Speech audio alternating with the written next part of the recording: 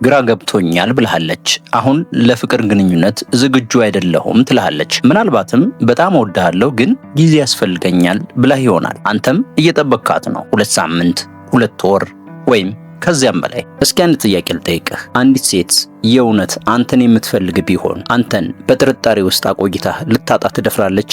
በፍጹም። ዛሬ እሷ በጭራሽ ግራ እንዳልተጋባች የሚያሳዩ 5 የስነ ልቦና ምልክቶችን አሳያለሁ። ምን እንደሚሰማት ጠንቅቃ ታውቃለች፣ ግን ያ ስሜት ላንተ አይደለም። እነዚህን ምልክቶች ችላ ማለትን ከቀጠልክ መቼም ያንተ ለማትሆን ሴት ወራቶችን በከንቱ እያባከንክ ነው።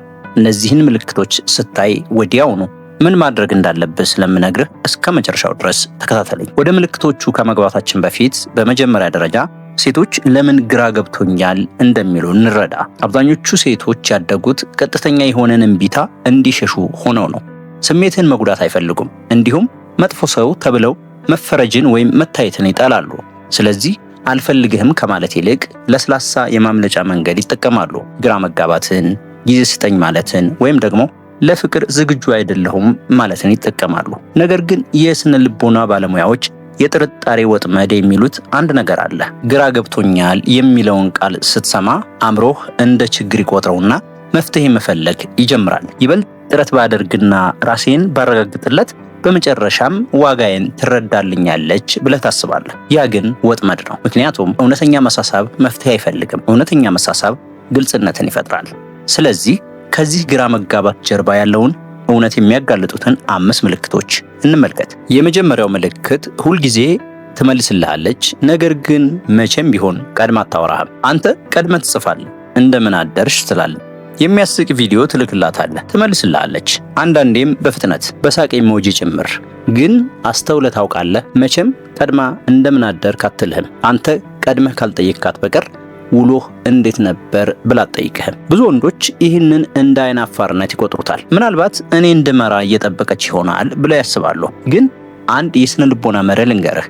ኢንቨስትመንት ማለት ፍላጎት ማለት ነው። በሴት ልጅ የመሳሳብ ስነ ልቦና ውስጥ የሴት ልጅ ኢንቨስትመንት ማለትም ጊዜዋ፣ ጉልበቷና ቀድማ መጀመሯ እውነተኛ ፍላጎቷን የሚያሳይ ትልቁ ማረጋገጫ ነው። አንዲት ሴት የእውነት ከወደደችህ እምቢታን ተጋፍጣ እንኳን ቀድማ ታወራሃለች። ድምፅህን ለመስማት ብቻ መልእክት ትልካለች። ምክንያቱም በጣም ፈልገዋለች ተብላ ከመታማት ይልቅ አንተን ማጣት የበለጠ ስለሚያስፈራት ነው። መቼም ቀድማ የማትጽፍልህ ከሆነ አንተ ቅድሚያ የምትሰጠው ሰው አይደለህም። አንተ ትኩረት ማግኛ ብቻ ነህ። ቴክስት ማድረግህን ባቆም ቅጽበት ወሬው ለዘላለም ይቋረጣል። እስኪ ራስን ጠይቅ። አንተ ሳትገፋፋት ቀድማ ቴክስት ያደረገችልህ ቀን መቼ ነው? ሁለተኛው ምልክት ሁልጊዜ ስራ ይበዛባታል፣ ግን ለሌላ ነገር ሲሆን ጊዜ አላት። ቀጠሮ ለመያዝ ፈልገህ መቼ ይመችሻል ትላታለህ። በዚህ ሳምንት በጣም ስራ በዝቶብኛል ትላለች። በሚቀጥለው ሳምንትስ ትላታለህ። እስኪ እናያለን ትላለች። በዚህ መሃል ግን የኢንስታግራም ታሪኳ ከጓደኞቿ ጋር ካፌ ውስጥ፣ ሰርግ ላይ ከሰዎች ጋር ስትስቅ ያሳያል። ወንዶች ብዙ ጊዜ ለዚህ ምክንያት ይፈልጋሉ። ከባድ ስራ ላይ ናት፣ ብዙ ችግር ውስጥ ሆና ነው ይላሉ። ግን የስነ ልቦና እውነታው ይሄ ነው። ሰዎች ለሚፈልጉት ነገር ጊዜ ይፈጥራሉ። ጉዳዩ የጊዜ አይደለም፣ የቅድሚያ ትኩረት ጉዳይ ነው። ይህም ማለት ቅድሚያ የመስጠትና ያለመስጠት ጉዳይ። አንዲት ሴት ከፍተኛ ፍላጎት ካላት አንተን ለማግኘት ፕሮግራሟን ታስተካክላለች። ባልከው ቀን መገናኘት ካልቻለች ደግሞ ወዲያውኑ ሌላ አማራጭ ታቀርባለች። አርብ አይመቸኝም ግን ቅዳሜ 10 ሰዓትስ ትላለች። አማራጭ ሳታቀርብ ስራ በዝቶብኛል ስትል ስራ በዝቶባት ሳይሆን እየሸሸች ነው። የመጀመሪያ ምርጫዎቿ ካልተሳኩላት አንተን እንደ ተጠባባቂ እያቆየች ነው። አንድ ጊዜ ያለ አማራጭ መሰረዝ አጋጣሚ ሊሆን ይችላል።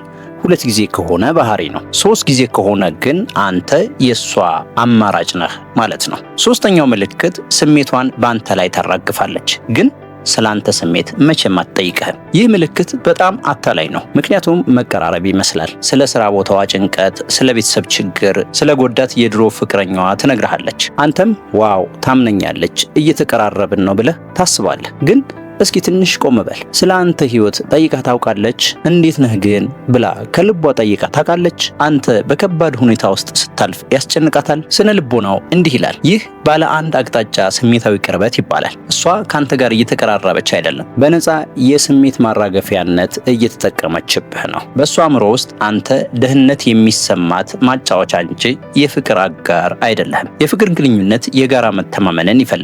የራሷን ችግር ብቻ የምታካፍልህና ስላንተ ለማወቅ ጉጉት ከሌላት እንደ ጓደኛ ወይም ጊዜያዊ ማጽናኛ ፈርጃለች ማለት ነው። የሚያሳዝነው እውነት አንዳንድ ሴቶች ወንዶችን በዚህ ሚና ውስጥ ለወራት አልፎ ተርፎም ለዓመታት ያቆያቸዋል። ያለምንም የፍቅር ግንኙነት አንተ የምትፈልገውን ሳትሰጥህ ትኩረትና ድጋፍን ብቻ ታገኛለች። አራተኛው ምልክት በመጨረሻው ሰዓት ቀጠሮ ትሰርዛለች እና በሌላ ጊዜ እናድርገው ግን አትልም። ለቅዳሜ ቀጠሮ ይዛችኋል። ሳምንቱን ሙሉ በጉጉት ስትጠብቀው ቆይተሃል። ከዛ ቅዳሜ ጠዋት ቴክስት ታደርጋለች። ይቅርታ ድንገተኛ ነገር አጋጥሞኝ መምጣት አልችልም ትልሃለች። አንተም ምንም ችግር የለውም ሰላም እንደሆንሽ ተስፋ አደርጋለሁ ትላታለህ። ከዛ ዝምታ።